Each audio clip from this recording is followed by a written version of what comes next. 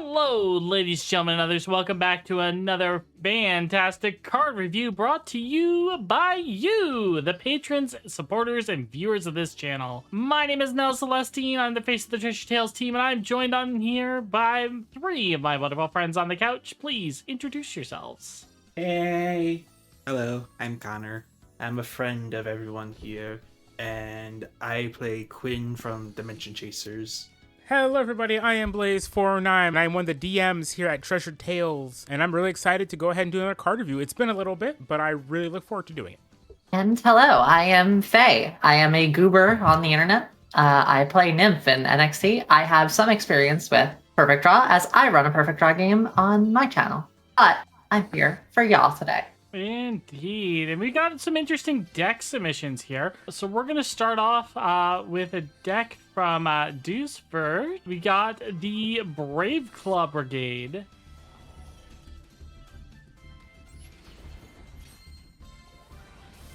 So we're going to start off with a normal item, Brave Claw Brigade Battleship. It has follow-up. It is a normal item. And instead of drawing for your turn, you may instead add a warrior from your grave to your hand. Then there is bring in the Brave Claw Brigade, mandatory focus. Play as many Brave Claw Brigade warriors from your hand as possible. Captain Rethel Wine of the Brave Claw Brigade is a weak warrior. It is the ace of the deck. It has teamwork. This card can attack a number of times equal to the number of warriors you control. Next, we have Oxida, Bladesman of the Brave Claw Brigade. Teamwork, weak warrior. While you control another warrior, this card has Piercer 1 and Shatter. Another weak warrior, Rabbit, Scout of the Brave Claw Brigade. Teamwork. While you control another warrior, this card has Enrage 1 and Indestructible. Tiger, Marksman of the Brave Claw Brigade. Another weak warrior. I'm sensing a pattern here. Teamwork. While you control another warrior, this card has Sniper 1 and Inconspicuous. All right, so that is the entirety of this deck. So why don't we start the judging with Novelty? I explain Novelty, and Novelty is the idea of the deck and what it is offering, and just the deck's aesthetic identity. From the vibe I'm getting with Brave Claw Brigade and everything, it reminds me of Brigade being Tri-Brigade from Yu-Gi-Oh! I'm also thinking of For Hire as well. I'm not sure why, but I definitely do get that vibe. But seeing that they appear to be some type of troop or unit of sorts, and at least with the battleship, I get a very fun little army vibe with all these guys, and I think having them all have at least effects of their brigade that works great together, and their effects get enabled by having another one on their field, I think that's a pretty good novel effect. I will give that a 4. All right. Next up is Expression. Okie doke. So Expression kind of sees what your deck is trying to do or kind of theme you're going for. And Expression is how well you convey that through the effects and such. I really like this deck. It really focuses on having a bunch of little guys who by themselves aren't a big threat, but through their teamwork and such, they, become much stronger with these really cool effects. Very much reminds me of Armored Maidens, which, being similar to another deck isn't a bad thing. It's just a fact. I'll go ahead and give this one a 4. Okay, and I believe you were also doing Line of Play. Line of Play is kind of talking about how easy the deck is to play and kind of how well the cards work together to do that. Extremely well, I would say. The Battleship lets you add back your destroyed warriors back to your hand since they're all weak. That's pretty useful. And then bring in the Brave Claw Brigade. Let you bring out all of your warriors again, or as many from your hand as possible, which is really good. I would go ahead and give this one a 3. Okay. And Faye, you're on description to this tonight. Hi there. To me, description is how well this card can parse. Can I read it well and understand it mechanically from a first glance? Upon reading all of these cards, they are very easy to read, which is a plus. I am a little bit confused by some of the effects because the way teamwork works is you forego attacks to attack as one unit, which means a lot of the effects are competing for each other. So I do like it, but it does get a little confusing in a grand scope. I'll give it a 4 because each card is individually parsable very well, and I do like them. Okay, so I'm on control of board tonight, and control of board basically is the power level of this deck. The deck itself seems pretty balanced until you have more than one warrior on the field, and then you're getting multiple triggered effects. So I would feel that once you have 2 or more warriors on the field, you start to snowball with some really powerful buffs well beyond the Armored Maiden stages, because each one is getting 2 buffs whenever there's another warrior on the field. So I'm going to give this one a 4 for control of the board, because it is pretty beefy. So that is, I think, a 19 for our opening deck. Hey, that's pretty good. That's not a bad hand. Good job, Deuce. I really liked it. Very good work. All right. That being said, let's go ahead and open up our next booster pack, shall we?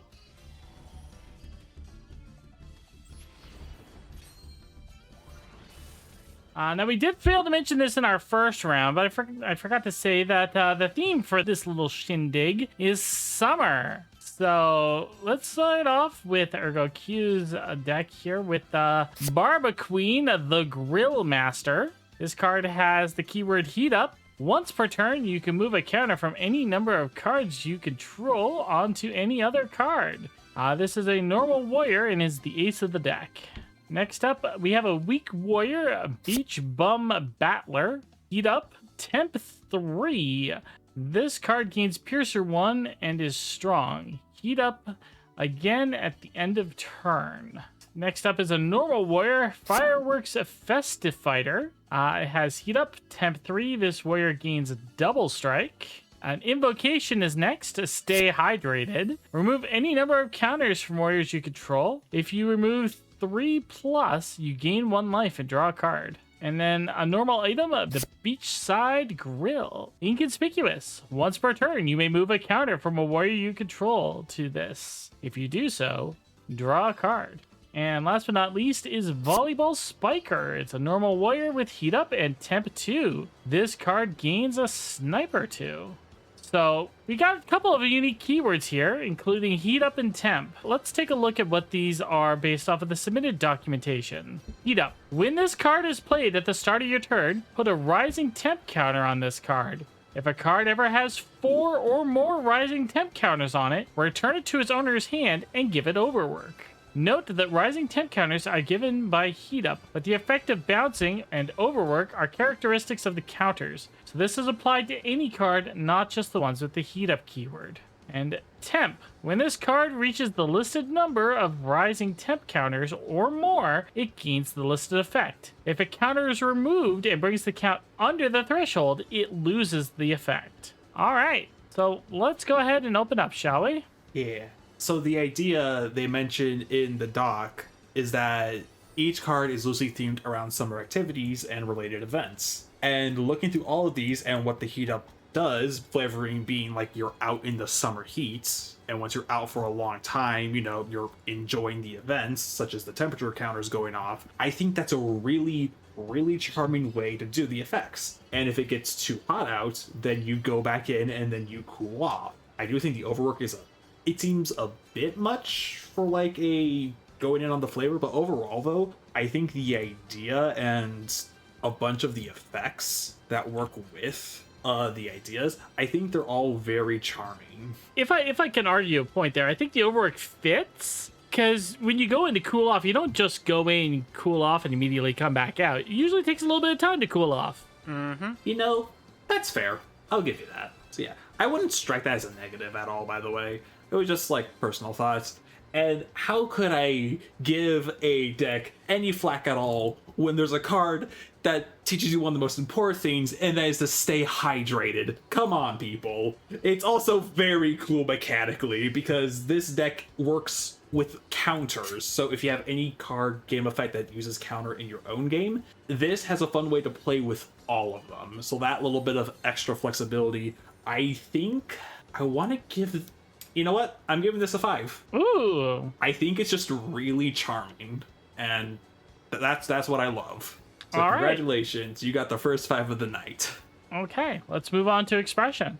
All right. I think for expression, they do a pretty good job of, representing summer fun and all of the heat and all that kind of stuff. I think that's really well done. I'm going to go ahead and give that one a 4 for expression. And line of play, this is the kind of deck I particularly like, honestly. Instead of having this super straight combo, it's kind of more low to the ground. It's kind of playing the cards as you get them, and all of them are good no matter what. But they have some good cards. They have some cards in it that are really good. So I'm gonna go ahead and give this one a 3. I know that sounds bad saying I really like this kind of deck, but there could be a bit more streamlined into a more direct way you're supposed to play it. But I like that it isn't like that personally. Fair enough, fair enough. For description, all the cards read very well. My issue with the description is almost that the keywords themselves are a little complex. I don't think that's a bad thing. It's a lot to keep track of on a lot of cards, which just kind of makes it so this goes back to my hand and has overwork, but I have no way of tracking that it has overwork than just saying I got it and it bounced back to my hand. I'm going to give it a 4. I really like the theme of the deck a lot. And I really like the use of the keywords. It just could get a little confusing on the first read. But overall, I think it's fun, and I like the idea. For control of the board, I don't really think the control of the board on this one's really overpowering. There's a lot of really neat effects, but it does require a bit of work, and there's always the risk of the cards being bounced back to your hand. So I'm going to give this a 3. It's got some good points to it that definitely bring some solid oomph to the deck, but it's lacking in the overwhelmingness. But that's not necessarily a bad thing for this type of deck. It works well for what it does. It's just not a power deck. That's all. So that's a total of... We got another 19 here. Yay. Awesome. All right. Another 19. Good job, everyone. All right. Let's open up our next booster.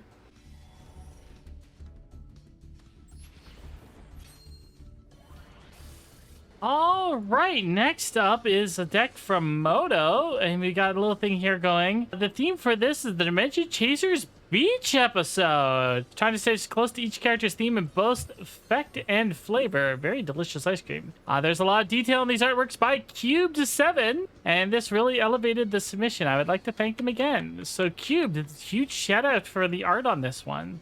Thank you, Cubed. Let's go ahead and have a look at the deck, shall we? Starting off with a weak item, a Venom Dancer's Refreshment Stand. Once per turn, create a snack token. They're drinks. I don't know what's in them. Next up is a normal warrior, Party Beast of Gevadon. Once per turn, you may destroy a snack. If you do, strengthen this card. It's very enthusiastic when it gets treats. Next up is a normal item, Dimension Diver. When you control a snack, you are a normal warrior. Swimming trunks do not count as engine. You should wait an hour after eating before taking a swim. Invocation. Oh my god, look, it's Aerie! You may give Aerie 1 snack to gain 1 life. If you don't have any, she gives you 1 out of pity. Borf. And last, we have a normal warrior, Ace, Armored Maiden, Flambe. At the start of each turn, destroy a snack, or this card. Your opponent's warriors are snacks. Wait, this is NXT. What are you doing here? And then just for effect, we have a snack token. This item has no effect, but it's very delicious. Anything below a 5 is a dishonest disservice to this. If I could get anything higher than the 5, I would. It's so good. 5 is the highest we can go. 5. It's 5. I don't have to elaborate, but I want to as well because it's so silly and charming, and I love this stuff so much. I love Flambe's here. I love that Ari's card is so goofy. This is technically, I think now, our in total 3rd Beast of Gevadon inside the Perfect Draw universe, because we also have the Christmas special Beast of Gevadon. True! So Elfdane gets another variant for his card. If Cube didn't do all the art, I would still be giving this a 5, but thank you so much for getting Cube to do all this stuff, because it's so cute and so... I love this so much. I love the characters just being out of the base story and setting, just doing other stuff. It's so good. I love this so much. Thank you. All right, for expression, I think it does a wonderful job. It's all about, being out in the summer and having snacks on the beach and stuff like that, and it does all that super well. Everything is focused around snack tokens or creating them. And then you've got honestly an amazing ace that's just at the start of each turn, destroy a snack with or this card, and your opponent's warriors are snacks. Perfectly themed. It's a really good ace. It's a normal, so it's not overbearing. I genuinely love this as an ace and as a deck. Let's go ahead and give it a... Do it. Come on, you know you want to. I very much believe in, if it's a 5, it's nigh on perfect. Yeah. Which I'm going to have to give it a 5. I'm going to have to give it a 5. Yeah! All right, but what about line of play? Line of play, it's great, honestly. Again, it's the kind of deck I love to see. It's not like a super linear play style. It's got a lot of room for just kind of having the deck do what it kind of wants to do. It's more low to the ground. I really like to see that. I'm going to go ahead and give it, simply because I don't think the snack generation is amazing, I'll give it a 4. You do need the Venom Dancer Refreshment Stand to really kind of get the stuff going, unless you got Flambe, because then Flambe is just like, oh, yep, it's snack time. My brain just remembered at this moment that flambe turns people into snacks, so that's actually very Yeah. more flavorful too. Yeah, that's if why. I could give it more than a 5, I would. I promise. For description, for me, everything read straightforward, first time read, understood what everything did. Theming is great, super understandable. The token at the end just selling to, just being like, it's a separate card that you can look at and understand. 5. All right, control of the board. It is a pretty good deck, especially since once you get the ace out, you can just start popping your opponent's warriors, and it's also super adorable. The super adorableness doesn't factor into the control, however, but everything else seems to flow really well, especially once you get the snack stand and you have Flambe on the field. I'm going to give it a 4. Something I at least want to point out, Beast of Gevadon, or Party Beast of Gevadon, mentions you may destroy a snack. If Flambe is also on your field, you can basically pop 2 cards a turn if you could. Because now your opponent's warriors count as snacks. I would say this is pretty solid, though. We got a 23 on the board for this. Fantastic showing. I also want to say, just out of, this is a deck I would love to run in a game. Like, as a boss, just as like a fun, like, hey, this is a downtime activity boss, I would love to run this deck. This is so fun to play against players, or even just be a player and use. As an NPC deck, actually, this works perfectly well. I don't think you have to change a single card to make it pop. And Cubed, once again, thank you for your amazing artwork on this. The It looks artwork is so amazing. good. Bravo. All right, And let's a billion of 10. Wait, not a billion out of 10 is what I was trying to say. Hell yeah, a perfect out of 10. let's open up our next booster, shall we?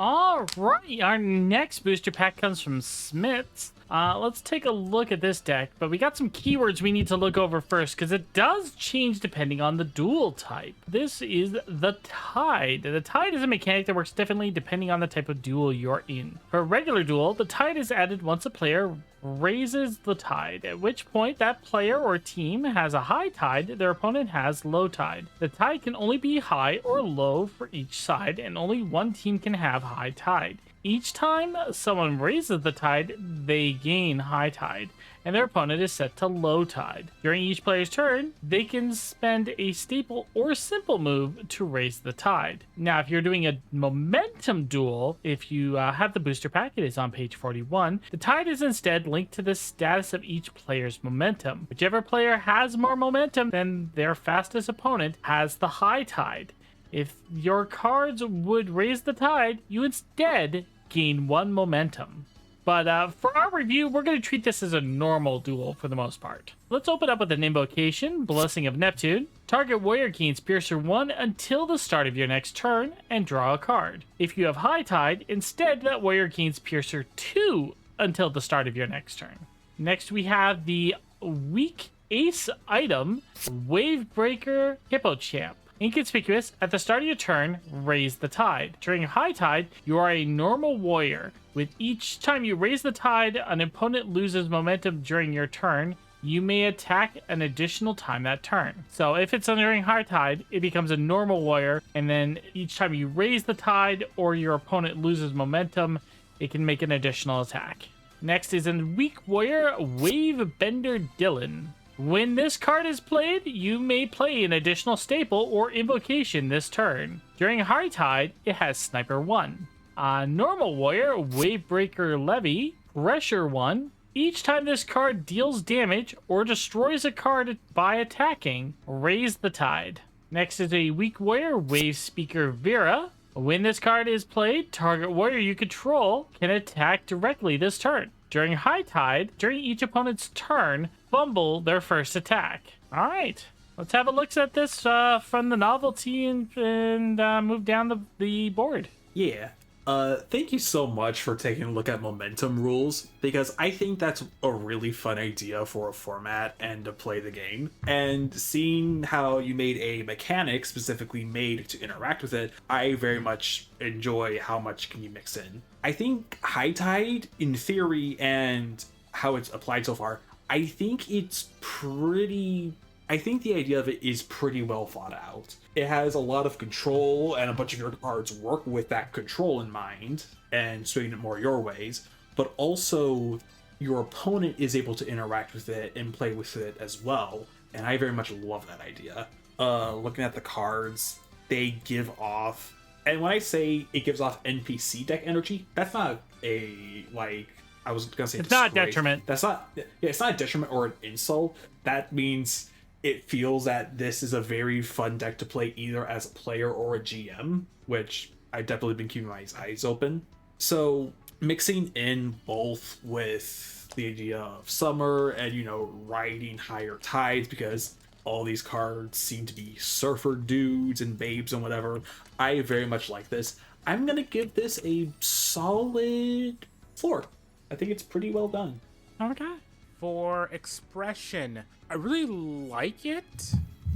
The only issue I personally have is nothing in the deck deals with low tide. I feel like, I feel like this is a early to mid season deck, and then around the midpoint you would perfect draw a card that works interestingly with low tide. I feel like that's what the deck is missing for me. Okay. Right now, it's all about high tide, gaining bonuses while at high tide, which is a good way of having a mechanic like this. You don't want the mechanic to be positives on high and positives on low. But if ways to interact with low tide other than just turning it to high tide, I think would be interesting for the deck. Especially you've got Wave Bender and Wave Breaker, like all the Wave Bender, Breaker, Speaker. I feel like they could work with that. But that being said, for expression, I'll go ahead and give this one a 3. It's very good. And then for line of play, I'm also gonna give it a 4. It knows what it wants to do, and it's very good at doing that. And with the momentum rules, I feel like you could pretty easily just kind of stay high tide most of the duel, which is what you want with this deck, because you get so many bonuses for being high tide. It's really good. Again, like I said, me giving it a wonky score isn't saying that it's bad. It's just kind of looking specifically at that one aspect of it. All right, for description, the cards are a little wordy for me, and I am not used to the mechanic in the book for momentum, but I don't want to hurt that against it because that's a me thing. Overall, though, with how complicated I want to say a lot of the mechanics are, you have to keep track of, I was able to understand it on the first read for every one of these cards. So I'll give it a 5 because it conveyed the point, it understood.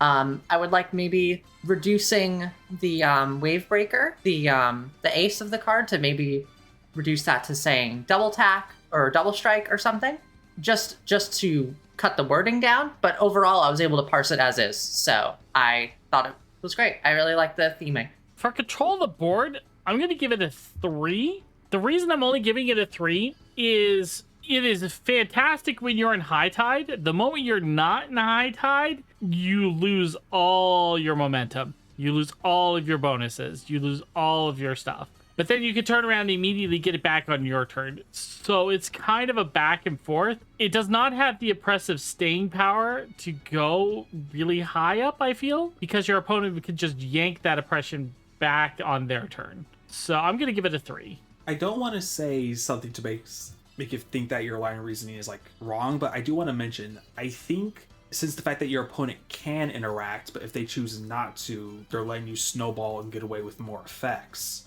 I think that at least means, because your opponent has the ability to interact with it, but it requires a resource of some kind, I think that does help the control a bit more. Just by Yeah, that. but at the same point, they can literally just rip it away at the beginning of their turn every time without too much of a cost, honestly. Only if they could deal damage directly. Which also makes me a little concerned because it does seem like it's a very good win more deck. So I get where that's Nell true. is coming from. It's I'm winning, so I'm winning. Yeah. It's like fair. when you have the gas, you're all gas. But the moment your opponent rips that gas away, it's gonna take you like a little bit to get that gas back up and going again. That's fair. So I feel like it's solid. Don't get me wrong. It's very solid when it's going. It's just doesn't have anything to get it back off of the back foot if it starts to come undone. So overall, it's not bad, which is why I'm giving it a 3. That's a total of 19 again. A lot of 19s tonight I'm seeing. It's a good score. It's a very good score. All right, moving on to our next booster pack.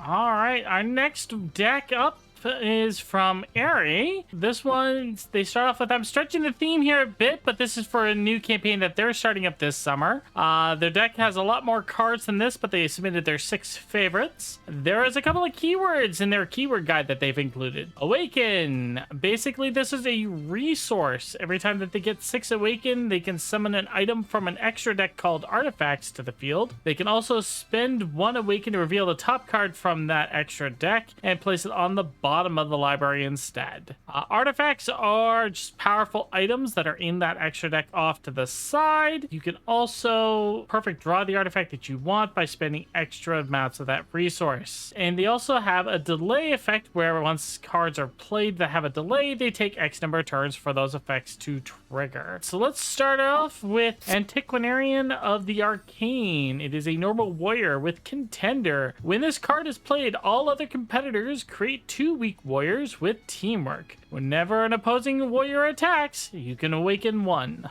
We're going to jump ahead and look at some of the other cards here. Let's look at another normal warrior, Protector of Ancient Secrets. This warrior cannot attack. Once per turn, awaken 1. Activate, destroy target warrior. And then another normal warrior, this one being the Ace, is Sanctified Archivist. Once per turn, awaken 1. Whenever another card awakens, increase its value by 1. And now we got some artifacts. Let's take a look at some of these. The Grand Library. When this card is played, weaken all warriors and opponent controls. Once per turn, delay 2, awaken 2. Excalibur, the King's Sword. It is a normal item, pressure 2. All cards you control have Contender. And lastly, another normal item, the Chronomancy Zenith. When this card is played and delay 4, take an extra turn after this one. Okay. So let's unpack this. Yeah.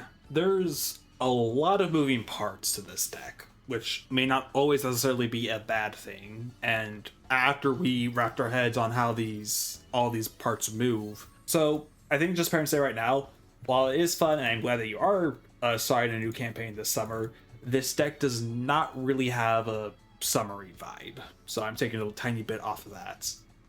The whole visual theme, like the black and gold holy scholar aesthetic, is very cool. And I do think the idea of a extra side deck that allows you to play some special powerful cards are very cool. I do think these are all cool ideas you have. Every single one I think is very interesting. I like how some of the artifacts work. I like the Grand Library. But I think overall, it's definitely a lot. And I don't want to say this to discourage you from playing or having fun with this. So I think a fair 3 I would put this at.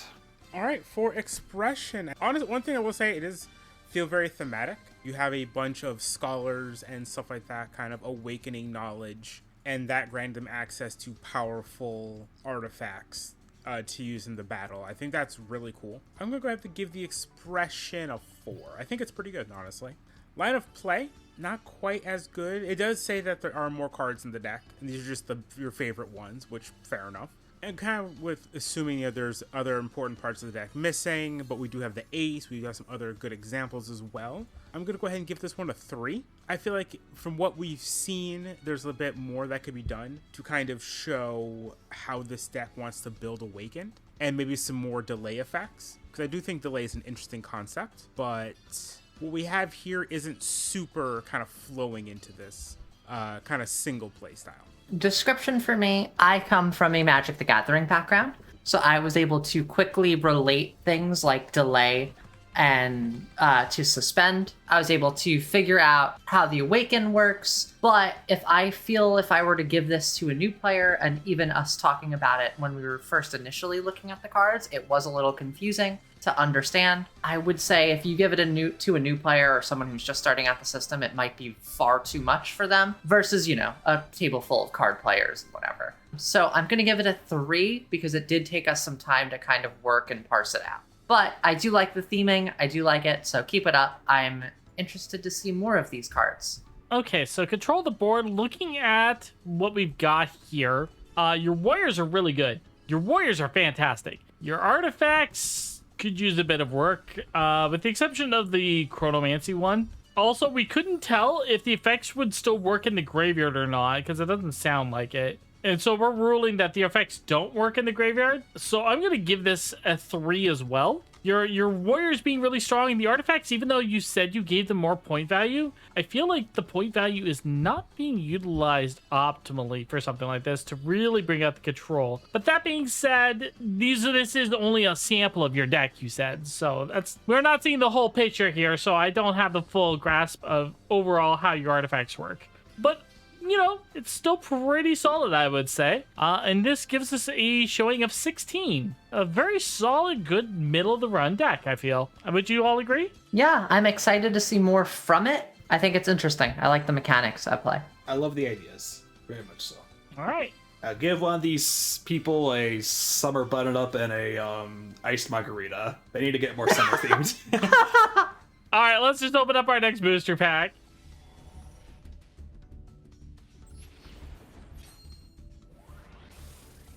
All right, the next booster pack here is from Healerin with a couple of unique little extra keywords. We have Fleeting. Fleeting is a numbered keyword, so it starts with an X value. The value goes down by 1 at the end of each of your turns. When that value hits 0, destroy the card. And Lasting. Cards with this effect aren't destroyed when weakened past week, and Fleeting no longer goes down by 1 at the end of your turns. All right, let's start at the beginning with a weak warrior, Anemoi Stormcaller. Create 2 Anemoi warrior tokens upon summon, and at the start of your turn, Underwhelm. Desiccating Summer Winds. Weaken all non-Anemoi warriors on the field and create 1 Anemoi warrior token. This one is an invocation. Another invocation is Midsummer Winds. Add Notice a God of the South Wind, Anemoi of Summer, from anywhere to your hand, then heal 1 life. The Tower of Anemoi. Strengthen all Anemoi warriors. Create an additional token whenever an Anemoi token is created. It is a normal item.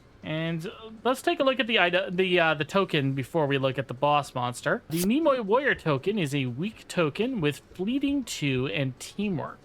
And lastly, Notice God of the South Wind, Anemoi of Summer. It is a weak Ace Warrior. Weaken non-Anemoi cards. Grant other Anemoi warriors second strike, pressure, and lasting. All right, so let's have a look at the scores then, shall we? So this is definitely based off of some deity and such. And sadly, I do not know enough about it, but this makes me interested to look up who this Anemoi and Gnosis is. Gnosis, if I recall, is the Greek god of the South Wind. Oh, you know what? If I read the card explains itself. Please don't bring this meme to DC. Oh god, don't look at our earlier playtests. Anyway, the idea of a bunch of little genes of wind and storms, I think it's very cool. I can see this definitely snowballing, especially with as much token generation as possible. I don't think it's... I don't have a good enough eye to judge how powerful this is, but the fun swarming aspect and basing this off of a god figure and everything, I think it's all very cool and interesting. I very much dig the vibe of this, so I'm going to give this a 4. All right, for expression, I do really like this deck. I always love a nice token spam a la Kero Kero. Everything kind of focuses around them as well. And like these kind of, little fairies or something, or spirits or something like that, that kind of fleeting, all that kind of stuff. I would give this a 4 for expression. And for line of play, it's got a very clear thing it wants to do. It's weakening the opponents while making tons of these little guys who can join together and become a major problem. And with the ace monster in the field, they become a big problem. Go ahead and give line of play a 3. Upon doing another read, I was able to parse a lot of these cards in the first glance. I am going to be pedantic. The Animoy Stormcaller, at first when I read it, I didn't quite understand what it was asking. I do now, but when it's played, create 2 weak Animoy Warriors and then do it again at the start of your turn, or at the start of each of your turns. I think just for that little hang up, and because the Animoy is used so frequently and it's a very long word that starts with an A, and sometimes my brain go burr, and I'm sorry for such a silly reason, I'm gonna give this a 4. But I do enjoy the theming. I do like the fleeting mechanic a lot. All right. For control of the board, once you have that item and the ace on the field, it becomes a very dangerous deck, I would have to say.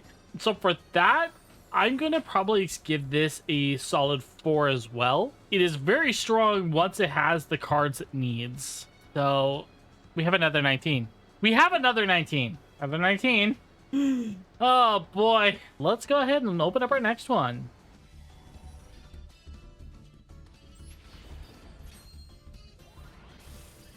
All right, our next booster pack here is from Pokemans. So why don't we go ahead and have a look at this. This one's got a little bit of some extra fire punt into this, but we got a couple of keywords that we need to look at. Day/night. When the card is played, choose one option and have the associated effect of either day or night, and gain the effects from other cards looking for day or night. And time pass. When pass a card state from day to night or from night to day. Unless stated otherwise, this will always be from one to the other to the entire field. Although cards can also be made to have time pass on certain cards in the field. And we're going to start off with an ace normal item, Calming Moon. Give all night cards you control Overwhelm and Resilience 1. And then we're going to look at the other ace item, which is also normal, Shining Sun.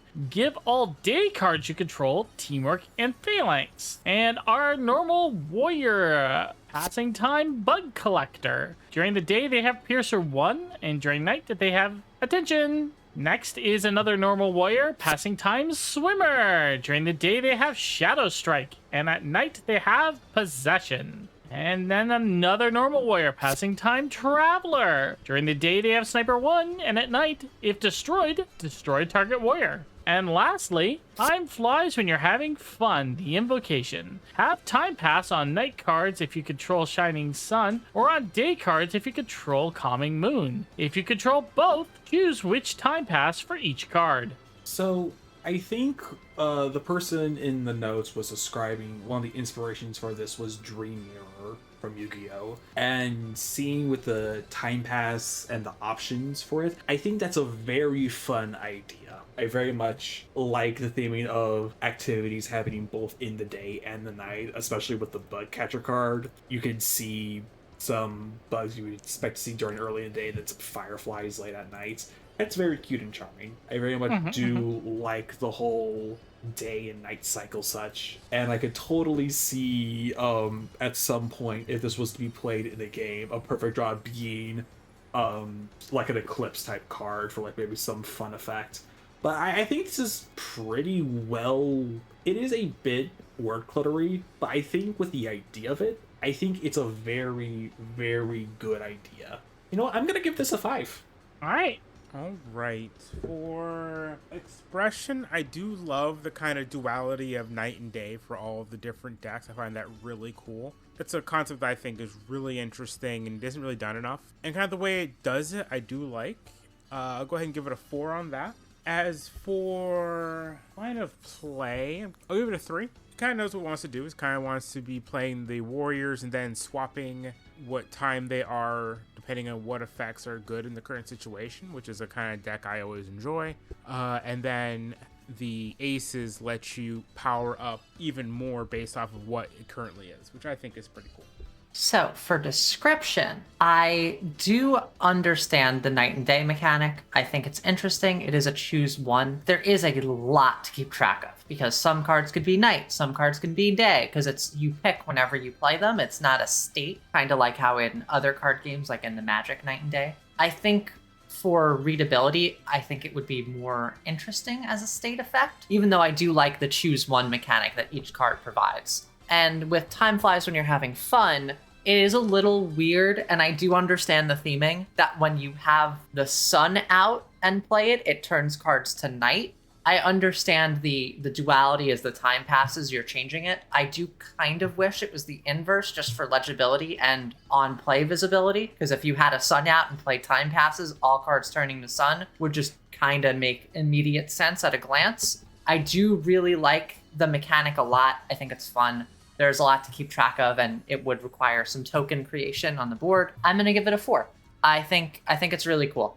For control the board, I'm gonna give it a 3. The deck has a lot of interesting choice mechanics, but I'm not seeing anything here that's overpowering per se. But the individual choice cards are pretty good, and the fact that you can pick when you play it is good. And if you need to swap it, you do have to use the invocation. So it's not broken, but it's not too weak to be able to do anything.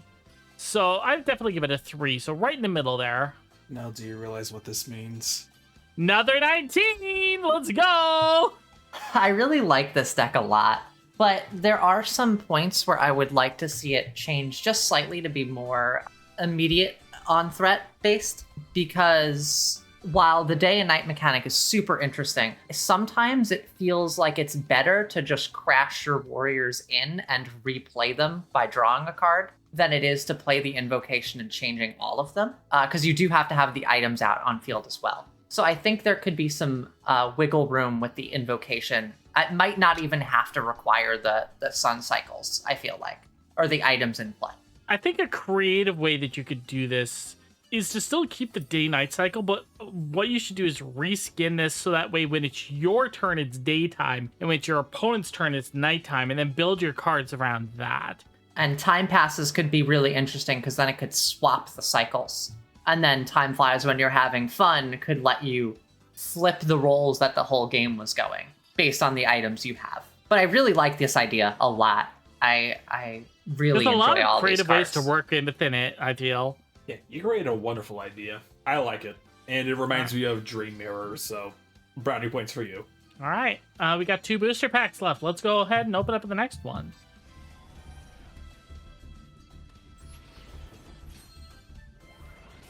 And our next booster pack here is from Saber Alter Says, and unfortunately, we do have to censor a few of the cards here for YouTube. However, if you'd like to see the uncensored version of these cards, you can either swing on over to our official Discord or join the Patreon or YouTube membership where you can watch this video uncensored, where you can see those official cards in the video. With that being said, let's start off with Doomslayer. The Ace Warrior who's strong has the keyword Anti-Demon and Resilience 2. Now, what is Anti-Demon? Well, Anti-Demon. This card with Anti-Demon cannot be defeated by demon cards. Demon cards will always lose clashes against this card, and the effects from demon cards also cannot destroy this card or negate this card's keywords.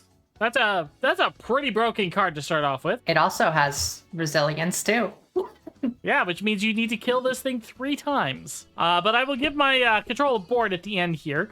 Next up is a normal warrior with mount. Thrat the Slayer's mount is Mount Demonizer. Once per turn, you may put a Doomslayer or Isabel in your hand. While mounted, once per turn, you may take Glory Kill from your deck or discard pile and play it immediately. Now, what does Mount and Demonizer do? Mount. At any point during your turn, you may equip another warrior to the warrior with Mount, and they both attack as if they have teamwork. Demonizer. Once per turn, a weak weak card with the Demonizer ability may turn one card on the field into a demon type. It is treated as if its name includes the word demon. A normal card may turn 2 cards, while a strong may turn 3. Next up is the invocation cheat codes. You may place one of 3 keywords on any weak card you control. Anti-demon, 1 turn only, resilience 1, or hexproof. Next up is the invocation demon pact. It's alone. Pact.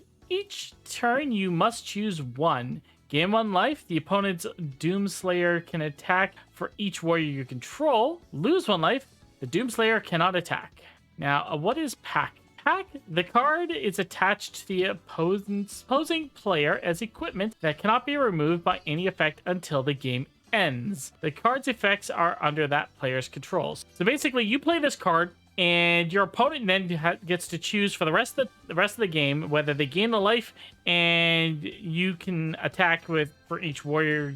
Your Doomslayer can attack for each additional warrior you control, or your opponent can lose a life in order to prevent you from attacking. Next up is Glory Kill. Invocation, destroy a warrior, summon Doomslayer from your deck or graveyard. And lastly, a weak warrior, Player's Herald, Isabel. Demonizer, teamwork, Doomslayer only. If there is a demon on the field, you may immediately put Doomslayer on the field from either graveyard or deck. I'll give this credit right now. The art for this is very pretty. I very much do enjoy it. I'm not a Doom person, and I'm not an Animal Crossing person, but all the arts is very well made. Even though it's not summer themed, and I checked, Doom Eternal and Animal Crossing New Horizons, I think it was, did not release during summer. I will very much say that I'm gonna give this a 3 because of how fun you have sometimes with the arts, with the keywords, even though they are hard to read for Doomslayer's effect and the art on Lori Krill. I think they have a charm to it. And I think this deck definitely does have the vibe of the Unstoppable Demon Slayer, Doomslayer, very well baked into it. Expression, how well does it kind of talk about what it, how well it shows what it wants to do? I think it's great. You feel like the Doomslayer, you're summoning the Doomslayer, he's this big unkillable guy. You're turning enemies into demons and then you're killing demons. I mean, badass. I think it would be hard to make a card game feel like Doom. I feel like this is doing a very good job of it. So for expression, I'll give it a 4. And then line of play, I'm gonna give it a 4 is gonna have to give it a 5, I think, actually. Ooh. The Ace Monster, Doomslayer, is very strong. You want to bring him out, and almost every single card in the deck does that. Or does something and then brings out the Doomslayer. And no matter what you do, it all leads back to Doomslayer. And Doomslayer is just this big guy who's a problem for everybody. So I feel like a 5 is pretty justified of this one. For description, there is a lot of keywords. They are very wordy. I understand the theming it's conveying, but there's a lot of cross-referencing that we had to do when we were reading the cards. I do think the theming is really interesting. I just think there's a lot going on, even for the smaller, we'll quote unquote cards, the non-aces, that it could make it a lot of juggling back and forth. I think once you start playing with these cards and you're playing with a play group and whatever, it'll clear up over time. But just in the initial glance, I think I'm going to have to give it a 3 because it's going to take a while to kind of fully understand and comprehend everything that's going on with these cards. And some of the legibility on the Doomslayer, I really like it. I really enjoy the logo and how it shows its things on the outside of the ring. I really, really like the design. But again, just for legibility and when we were first reading these cards, we first didn't notice it. So yeah, we completely skipped our notice. But again, cool art, cool design, great job. Keep up your amazing talent, and I'll throw this ball over to Nell. All right, so control of the board is a solid 5. Holy cow, this deck is busted. This deck is broken. Your boss monster is borderline unkillable, and if you were able to kill it, you could just bring it right back on out again. It is Busto Bagonzo. So you get a solid 5 from me, which brings us to a total score of 20. Sweet Enola Gray, that was a busted ace card, and your deck supports it so well. I will definitely give props. This is definitely, I could see if the idea of this deck, at least the concept of revolving around one very strong ace monster, I think this revolves around the concept very well. Oh yeah, for sure. I can see this being a fun concept to build for. Yeah. So I dig it. Like, overall, it's a fun idea. It's really strong. It's really strong. It's very strong. But to be Yes. fair as well, that's fitting for the Doomslayer. Let's be real here. Let's open up our last booster pack for the video.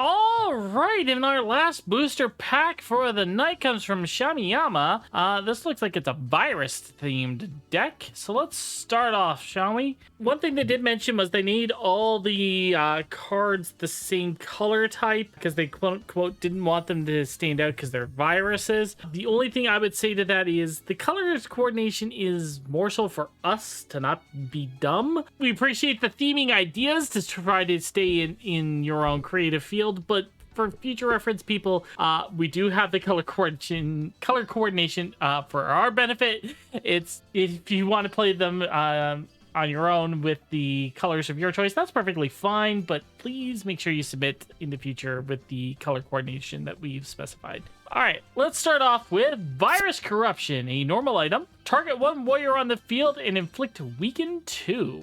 Next is Virus Data Breach. It's an invocation response. A virus card must be destroyed. This card can only be played with its response. Plant 1 virus token into your opponent's deck. Virus Drones. A weak warrior with lock-on. Teamwork. This card can only teamwork with a virus card. Weak item, Virus Infection. You can only equip this card to a virus card. The equipped virus gains Death Touch 1. A normal warrior who's the ace of the deck is Virus Overlord O, or Virus Overlord 0. Teamwork. This card can only teamwork with virus cards. Piercer 1, Lifelink 1. Virus Warrior. It's a normal warrior. Teamwork. This card can only teamwork with a virus card and has Piercer 1. And lastly, the weak warrior token that you plant in your opponent's deck. When this token is drawn, reveal your hand to your opponent. They may destroy one card in your hand. Then, if this is the first time this effect was activated this turn, draw an additional card. All right. I love viruses as a concept in card games and just the different ways you can affect them. And I think Virus Data Breach is probably the highlight of that concept. You know, you destroy a virus, you interact with it, now you have a virus in your deck. That is fun. I love that flavor. The rest of the cards, Virus Corruption has a very fun removal style effect because unless if the card is strong, you're going to weaken it twice and then it's going to get destroyed. Or, you know, oh, a strong becomes a weak. So that's very fun, unique way of... The other stuff with the teamwork, only being able to teamwork with other viruses cards in a deck that only has virus cards, seems a bit redundant. But overall, though, I think the concept is very sound and implemented well. I do have one thing, though, to mention. It's not summer? Well, okay, two things. One, it's not summer, but that's not the thing that I'm deducting here. It's the fact that you specified that all the cards have the same color because they don't want to stand out. By doing so unintentionally, in the game where we specified the cards being color coordinated, you've made your deck stand out. So that's not something that I'm going to say, oh, you have to like remove a point against it. But it's something to keep in mind that you kind of accidentally walked into yourself with that one. But overall, though, I think the concept is very nice, and I do like a lot of the pieces here. So I want to give this a solid... I'll give it a solid 3. All right. All right, for expression, I do like how this works. It's, you know, computer virusy. Doesn't really kind of give the infection kind of vibes I'd be looking for, except for with Data Breach, which I love that card. I love Plant. I made it for one deck, and it's one of my favorite decks I ever made. So seeing more of it is always cool. It feels less like it's infecting things, and it's more the virus coming together, which is not bad, just not quite what I imagine when I imagine a virus. So I'll give the expression a 3. Line of play, unfortunately, I feel like it just kind of has a bunch of cards that kind of just do their own thing and don't 100% work well together. Well, I say that, and it's all teamwork stuff, which is good, and kind of cards that buff each other up. So I do feel like it's a 3. Yeah, I think it's a 3 for line of play. It's, again, low to the ground, kind of just doing what it do. Doesn't have like a specific game plan, but again, I like those kind of decks. For description, I was able to read it, all these cards, the first time, understand exactly what they were doing. There was no interlacing effects that were juggling and jumping through hoops of other cards. Straightforward, easy. The concept is cool. It really nailed everything in the flavor for me, all in short, concise words, and really made each card stand out and feel special. So I'll give this one a 5. I thought it was great. All right. Control the board. I feel like it's a fairly solid showing. I kind of wish there was more options and abilities to put plants into your opponent's deck, because being able to rip cards from your opponent's hand with those plant tokens was really good. It's just you can only do it once from that reaction. Unless we're misreading the plant card itself, the token, in which case if it's saying that once you draw it, you also plant another one in the deck, in which case that's terrifying. So I'm going to give this a 4, because it's definitely strong but not oppressive. That's an 18, I believe. Very well done. This is a very fun, charming deck. I really like this deck. Yeah, overall it's a pretty solid deck. Mm-hmm. I appreciate the Sigma Virus 0. Unless if I'm misremembering what 0 No, that is. that is definitely that is Awakened. That is Sigma Sigma Virus 0 Awakened. Oh, thank God, I can still be a true fan. I do love what you did with some of the art. Data Breach, you just made that card look so cool. That's great. They go great.